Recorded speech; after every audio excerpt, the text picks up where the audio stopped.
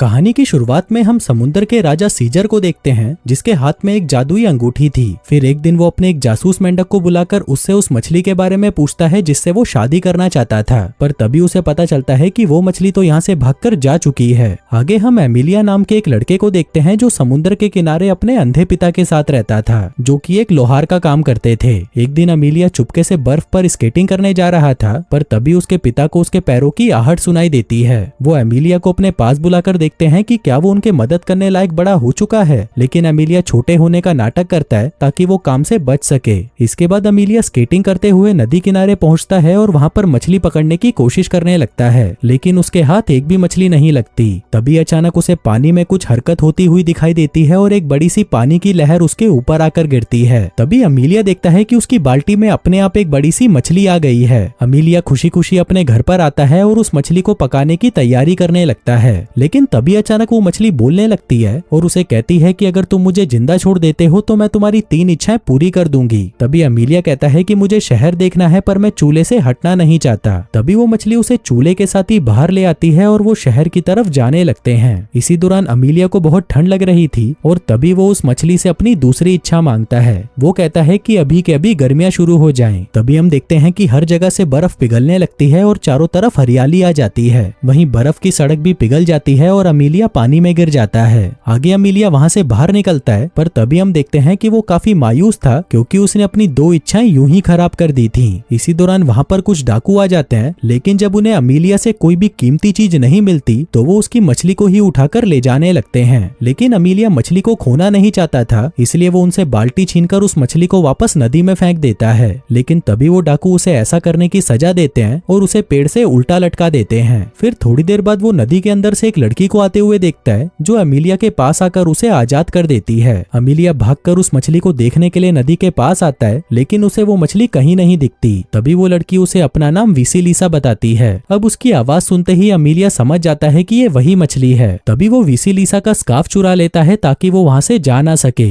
तभी वो उससे अपनी तीसरी इच्छा मांगता है और कहता है कि मुझे रशिया के राजा जार की बेटी अनीसा से शादी करनी है। उधर शाही महल में हम राजकुमारी अनीसा को देखते हैं, जो इंग्लैंड के राजकुमार लॉर्ड रॉथमैन के साथ होती है। वहीं रॉथमैन उसे कई तरह के बेशकीमती तोहफे देकर इंप्रेस करने की कोशिश कर रहा था। आगे वो राजकुमारी को एक ऐसा बाजा दिखाता है जिसे अंदर से तो एक बौना आदमी बजा रहा था, पर वहीं बाहर सबको लगता है कि ये अपने आप बजता है। उधर एमिलिया और विसिलिसा भी राजा के महल पहुंच जाते हैं और छुपकर उनकी बातें सुनने लगते हैं। वहीं राजा जार रॉथमैन से कह रहा था कि तुम्हारा ये बाजा तो कुछ भी नहीं, हमारे पास एक ऐसी बिल्ली है जिसका गाना सुनकर लोग अपने आप ही नाचने लगते हैं। अब ये सुनकर रॉथमैन कहता है फिर तो मैं भी ऐसी बिल्ली देखना चाहूंगा। तभी अचानक एमिलिया वहां पर आ जाता है और कहता है कि मैं इस बिल्ली को ढूंढकर ला सकता हूँ, लेकिन बदले में राजकुमारी अनीसा को मुझसे शादी करनी होगी। अब ये सुनकर राजकुमारी कहती है कि तुम सभी लोग मेरे ही पीछे क्यों पड़े हो, पर एमिलिया की बहादुरी देखकर राजा बहुत खुश होता है और उसकी ये शर्त मान लेता है। आगे एमिलिया उस बिल्ली की खोज में निकल पड़ता है, पर तभी विसिलिसा उसे समझाती है कि उस बिल्ली को पकड़ पाना बहुत मुश्किल है, क्योंकि जब भी तुम उस बिल्ली के पास जाओगे वो तुमसे तुम्हारे गाने की चॉइस पूछेगी।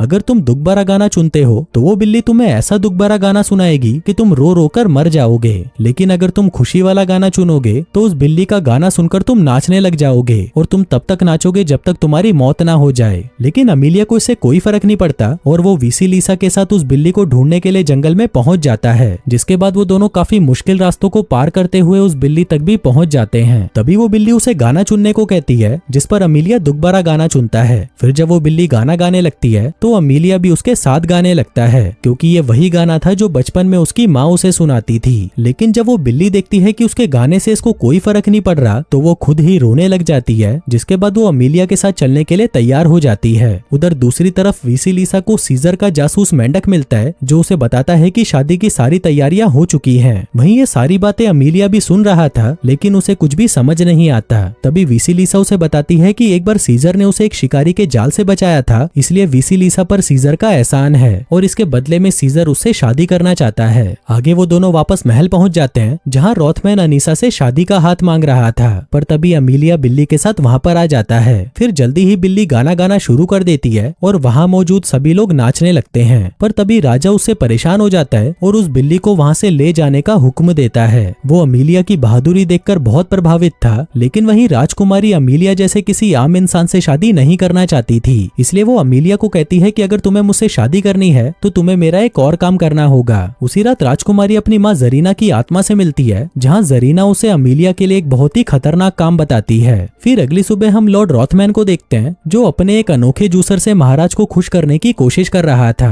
दरअसल उसके अंदर भी एक बौना आदमी था जो फलों और सब्जियों का जूस बनाकर बाहर निकालता था। इसी दौरान अनीसा वहाँ पर आती है और कहती है कि मुझे एक ऐसा जादुई कपड़ा चाहिए जिसको टेबल पर रखते ही उसमें अपने आप खाने की चीजें आ जाती हैं। जिसके बाद राजा अमीलिया को वहाँ पर बुलाता है और उसे कपड़ा ढूंढने का काम दे देता है। जिसके बाद अमीलिया और विसिलिसा उस कपड़े की तलाश में निकल पड़ते हैं। तभी रास्ते में विसिलिसा उसे बताती है कि ये कपड़ा दो भाइयों के पास है जिनसे ये छीन पाना लगभग नामुमकिन है। आगे ये दोनों एक झोपड़ी में रुकते हैं, जहाँ पर एक बूढ़ा आदमी उन दोनों को कुछ खाना देते हुए कहता है कि इस बार की फसल अच्छी नहीं हुई, इसलिए मैं आपको खाने में ज्यादा कुछ नहीं दे सकता। ये सुनकर अमीलिया को बहुत बुरा लगता है, पर विसिलिसा उस आदमी और उसकी पत्नी को एक साथ खुश देखकर कहती है कि ये दोनों एकदम सुई और धागे की तरह हैं, जो हमेशा एक दूसरे को पूरा करते हैं। आगे काफी देर चलने पर वो दोनों पत्थरों के शहर में पहुंच जाते हैं, जहाँ पर दो मोटे भाई लगातार खाते जा रहे थे। वो दोनों खा खा कर अपनी जिंदगी से परेशान हो चुके थे, इसलिए वो चाहते थे कि कोई आकर उनसे ये कपड़ा ले जाए। तभी अमीलिया उनके पास आकर उनसे वो कपड़ा चुराने लगता है, पर तभी वो दोनों भाई उस पर नारियल मारकर उसे बेहोश कर देते हैं। इसी दौरान विसिलिसा वहाँ पर आकर उन्हें उनकी शक्ल पानी में दिखाती है, जहाँ पर अपने आप को ऐसी हालत में देखकर वो दोनों मायूस हो जाते हैं, क्योंकि इससे पहले वो दोनों बहादुर सिपाही थे जिन्होंने टर्की के सुल्तान से भी मुकाबला किया था। लेकिन अब वो दोनों इतने मोटे हो चुके थे कि चलकर यहाँ से बाहर तक नहीं जा सकते थे। आगे वो विसिलिसा को वो कपड़ा ले जाने देते हैं, पर तभी अचानक उनका मन बदल जाता है।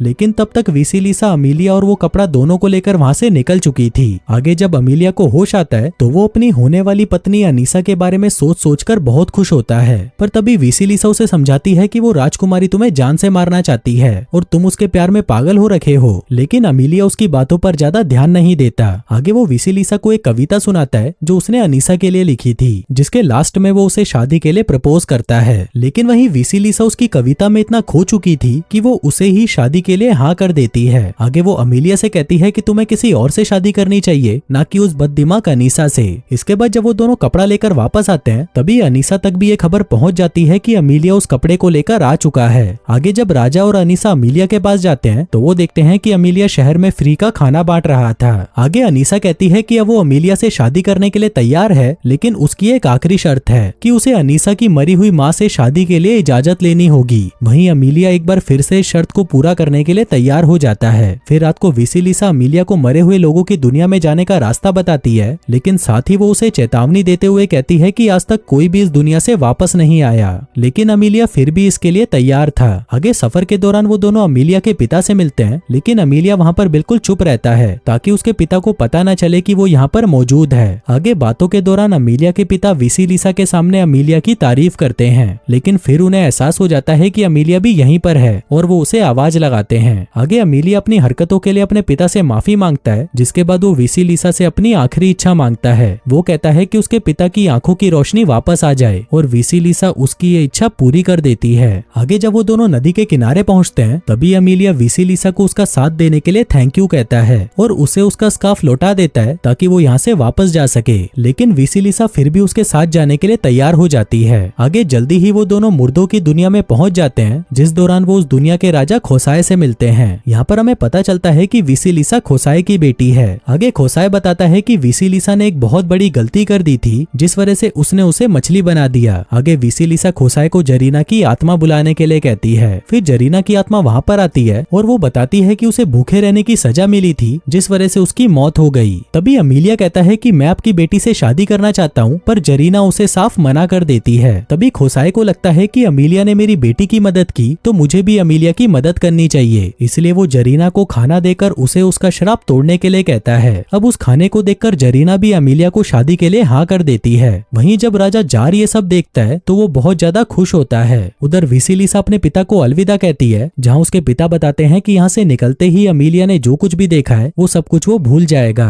अब ये सुनकर विसिलिसा दुखी हो जाती है, लेकिन फिर वो अमीलिया की तरफ देखकर मुस्कुराने लगती है। फिर अगली सुबह जैसे ही अमीलिया की आंख खुलती है तो वो विसिलिसा को भूल चुका होता है। वो किनारे पर आते ही वहाँ से भाग जाता है और विसिलिसा फिर से मछली बनकर समुद्र में चली जाती है। आगे अमीलिया अनीसा के पास आता है, लेकिन वो उसे कहता है कि अब मैं किसी और से प्यार करता हूँ, लेकिन मुझे ये याद नहीं कि आखिर वो है कौन। अब ये सुनते ही अनीसा उसे गिरफ्तार करवा लेती है, जिसके बाद उसे चौराहे पर बांधकर ऐलान किया जाता है कि उसने जो भी ये सब काम किए हैं वो सब काम इसने जादू की मदद से किए हैं, इसलिए राजकुमारी अनीसा को धोखा देने के जुर्म में उसे मौत की सजा दी जाती है। अब ये सुनते ही राजा जार निराश होकर वहाँ से चला जाता है। वहीं अपने आखिरी समय में अमीलिया अपने बचपन और अपने पिता के साथ बिताए हुए पलों को याद करता है, लेकिन तभी एक बार फिर से वहाँ पर वेसिलिसा आ जाती है और अनीसा से कहती है कि अगर तुम अमीलिया को आजाद कर दोगी तो मैं तुम्हारी कोई भी 3 इच्छाएं पूरी कर दूंगी, जिस पर अनीसा भी खुशी खुशी ये शर्त मान जाती है। आगे अनीसा अपनी पहली इच्छा मांगती है और खुद को रानी बना देती है, जिसके बाद वो अपने पिता जार से उनका ताज छीनकर उनको जेल में बंद करा देती है। जिसके बाद वो अपनी दूसरी इच्छा मांगती है कि वो इंग्लैंड के राजा की पत्नी बने,